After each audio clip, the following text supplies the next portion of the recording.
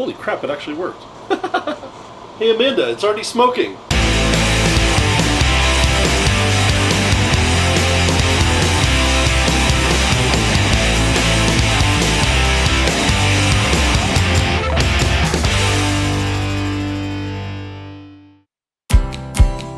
Hey guys, and welcome to another episode of Coast to Coast. Today we are traveling to the last frontier, the land of the midnight sun, the place you go to freeze your cojones off. Alaska!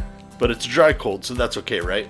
To me, there's nothing more quintessential than Alaskan King Salmon. So let's take one of Alaska's most popular beers, the Alaskan Brewing Smoked Porter, and use it to make a smoked salmon chowder that will keep you warm on the coldest days. So let's begin by marinating the salmon. Finally, dice up a tablespoon of dill and mix it with a half a cup of brown sugar and a properly measured tablespoon of kosher salt. Rub the whole fillet down with this mixture and pour in the entire bottle of smoked porter. Cover and refrigerate for no more than 4 hours. Now let's work on the vegetable stock. Vegetable stock is super easy to make. This is a great time to clean out your fridge and make a nice stock that can be used for soups, stews, risottos, and so many other things. You do want to make sure you wash your produce, but you don't have to peel your carrots. Start by roughly chopping up 5 or 6 carrots and 5 or 6 stalks of celery. Dice up a large onion and then smash 4 or 5 cloves of garlic. Now I'm using fennel in this stock because it has a great aroma of anise or black licorice, but you could really use any vegetables you'd like. You can throw some mushrooms in there if you want, some parsnips, cauliflower, green beans, really anything.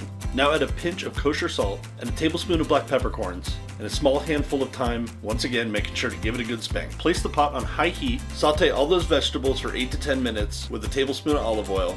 Oh, don't forget the parsley. Then add 4 quarts of water and simmer that thing for about an hour while we work on smoking the salmon. Take a bowl of pecan chips and soak in water for a minimum of an hour. Drain the water and then place the chips in the bottom of a roasting pan. And if you don't have a smoker, or it's 15 degrees like it is in Colorado, this is a great way to smoke any kind of meat you have indoors. Place a wire rack on top of the roasting pan and lay your piece of salmon, and then gently lay your piece of salmon on top. Do not throw away the marinade. Pour it into a saucepan and reduce this down by at least half. We're going to need this later for garnishing the chowder. Alright, now place your roasting pan directly on the fire under high heat until you start to see some smoke coming up. I inserted a probe thermometer here so I could track the temperature progress along the way. Now that we know it's good and smoking, let's take some foil and loosely cover the whole thing up, taking care that all the edges are sealed nicely. I had to use a piece or 2 of Scotch tape to keep the smoke from leaking out. Reduce the heat to medium and continue to smoke until the internal temperature reads 145, or in this case 147. And now, ladies and gentlemen, the moment of truth. That smells amazing.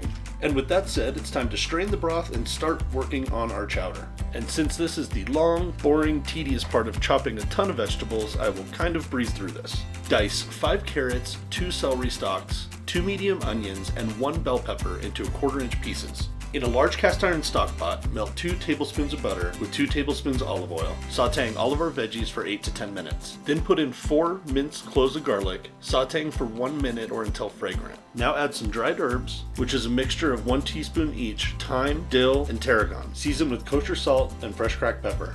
Add a 1/4 cup of all-purpose flour. This will create a roux and help thicken our chowder. Cook this for 2 to 3 minutes to get some of that raw flour taste out, and then slowly add 6 cups of our homemade veggie stock. For a bit more smoky heat, add 1 finely chopped up chipotle pepper in adobo sauce. Meanwhile, peel and chop 5 russet potatoes into 1/2 inch sized pieces. Go ahead and throw them into the chowder, and then simmer for about 30 to 40 minutes until the potatoes are nice and tender. Stir in 1 cup of heavy cream, simmering for an additional 5 minutes. Now it's time to add our salmon. Using a fork, flake half the salmon and mix it into the chowder, reserving the other half to garnish our chowder with. Now let's pour a glass of smoked porter by Alaskan Brewing Company and get ready to plate this thing up. Top the chowder with a bit more of the smoked salmon, garnish with a sprig of dill and the smoked porter reduction.